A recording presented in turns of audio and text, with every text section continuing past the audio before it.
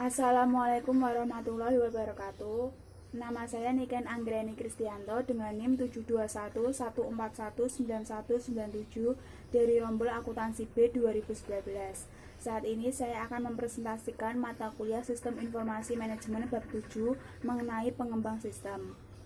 Yang pertama, pendekatan sistem. Ada 3 rangkaian pertimbangan yang terlibat dalam pemecahan sebuah kontroversi yang memadai. 1. Mengenali kontroversi.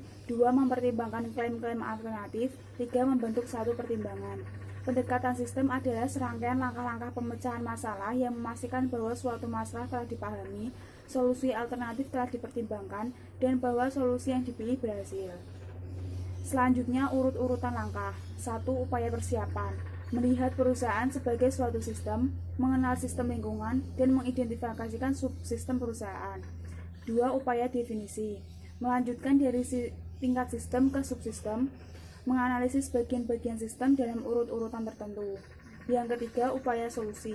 Mengidentifikasikan solusi-solusi alternatif, mengevaluasi solusi-solusi alternatif, memilih solusi yang terbaik dengan cara analisis, pertimbangan, tawar-menawar, mengimplementasikan solusi, dan menindaklanjuti untuk memastikan keaktifan solusi.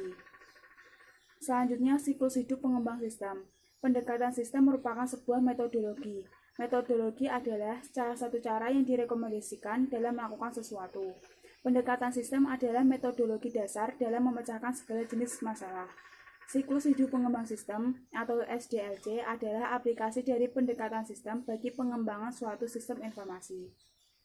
Selanjutnya, SDLC tradisional. Tidak dibutuhkan waktu lama bagi seseorang pengembang sistem. Yang pertama, untuk mengetahui bahwa terdapat beberapa tahapan pekerjaan pengembangan yang perlu dilakukan dalam urut-urutan tertentu, jika suatu proyek ingin memiliki kemungkinan berhasil yang lebih besar. Tahapan-tahapan tersebut adalah perencanaan, analisis, desain, implementasi, penggunaan. Karena pekerjaan-pekerjaan tersebut mengikuti satu pola yang teratur dan dilaksanakan dengan cara dari atas ke bawah, SDLC tradisional seringkali disebut sebagai pendekatan air terjun atau waterfall approach. Selanjutnya, prototyping. Prototype adalah salah satu versi dari sebuah sistem potensial yang memberikan ide bagi para pengembang dan calon pengguna bagaimana sistem akan berfungsi dalam bentuk yang telah selesai. Proses pembuatan prototipe ini disebut prototyping. Dasar pemikirannya adalah membuat prototipe secepat mungkin, bahkan dalam waktu semalam, lalu memperoleh umpan balik dari pengguna yang akan memungkinkan prototipe tersebut diperbaiki kembali dengan sangat cepat. Selanjutnya, jenis-jenis prototipe. 1. Prototipe evolusioner.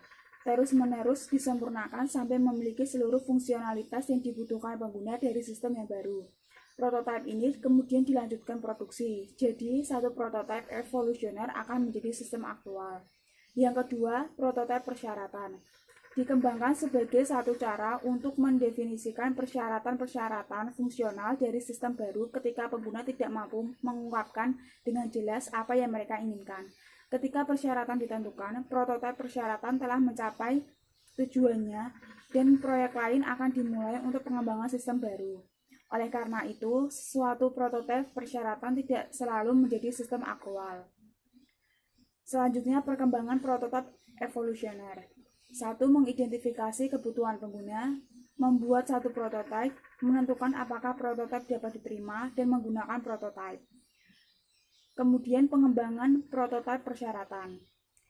1. Membuat kode sistem baru. 2. Menguji sistem baru. 3. Menentukan apakah sistem yang baru dapat diterima.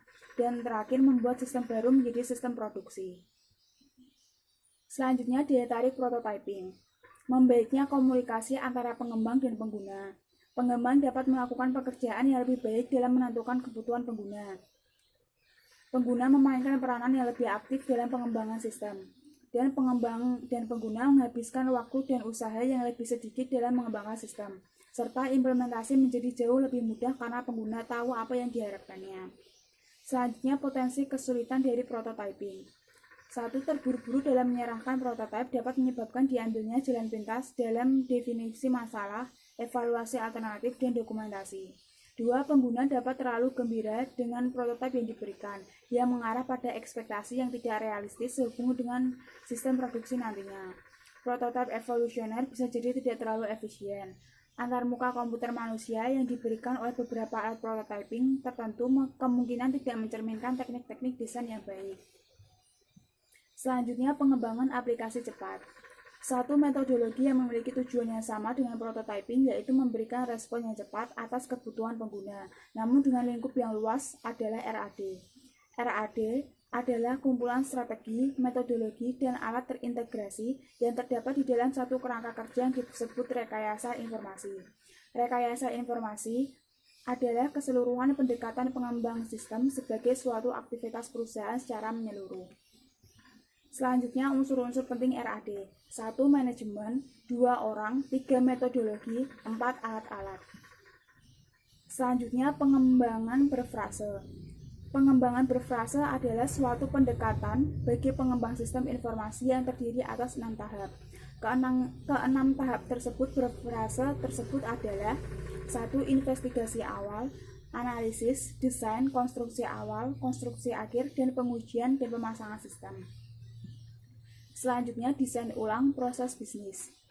BPR memiliki potensi pengaruh dramatis pada perusahaan dan operasinya hingga proyek-proyek seperti ini biasanya dicetuskan di tingkat manajemen strategis.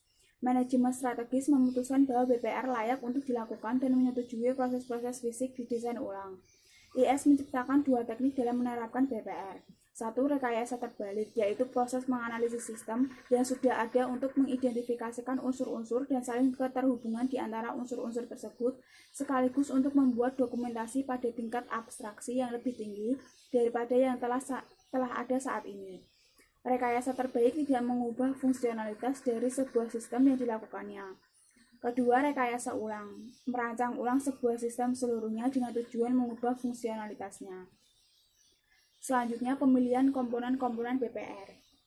Komponen BPR dapat diterapkan secara terpisah atau digabung tergantung pada tingkat kemungkinan yang dicari. Ketika mutu fungsional maupun teknis sama-sama buruk, maka akan dibutuhkan suatu proyek rekayasa ke depan.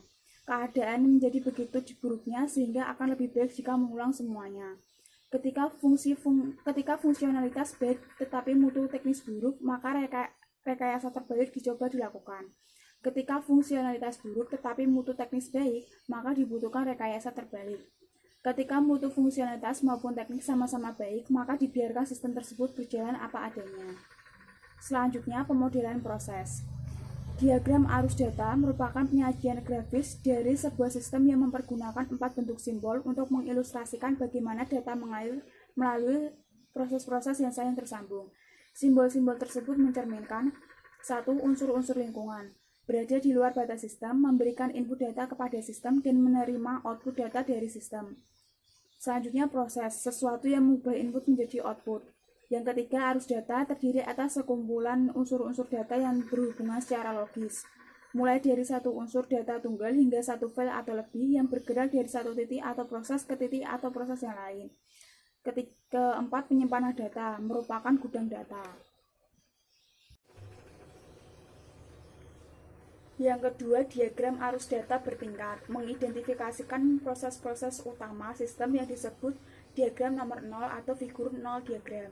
Yang ketiga, diagram konteks, menempatkan sistem dalam suatu konteks lingkungan. Yang keempat, diagram nomor N, mendokumentasikan satu proses dari sebuah DFD dengan tingkat detail yang lebih besar. N melambangkan nomor proses pada tingkat yang lebih tinggi dari sesuatu sedang didokumentasikan. Selanjutnya, kasus penggunaan, yaitu suatu uraian naratif dalam bentuk kerangka dari dialog yang terjadi antara sistem primer dengan sekunder.